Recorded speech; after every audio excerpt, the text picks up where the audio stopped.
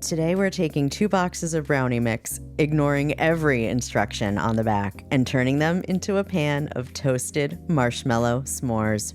This is completely irresponsible. As brownie mixes go, I like the Ghirardelli double chocolate. My first rule: don't ever follow the instructions on the box.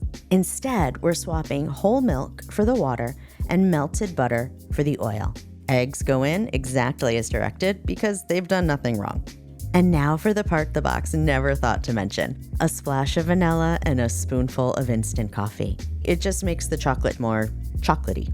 These 4 simple tricks make any boxed brownie mix taste like you just way overpaid at the fancy bake shop that sells out by 9 a.m. And I know what you're about to say. That doesn't look like a brownie pan. That's because it's not. It's a small sheet pan. Less brownie height, more brownie roof, which means more surface area for toppings.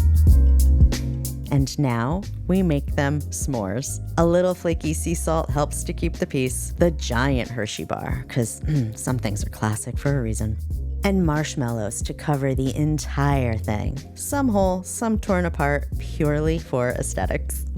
Into the broiler for about 3 minutes. And finally, a graham cracker crumble to sprinkle on right at the end. The marshmallows are toasted, the chocolate is melty and gooey, and suddenly you're 10 years old again, carefree, up past your bedtime, sitting by a crackling campfire with marshmallows stacked on a stick. You'll taste the nostalgia in every single sticky bite.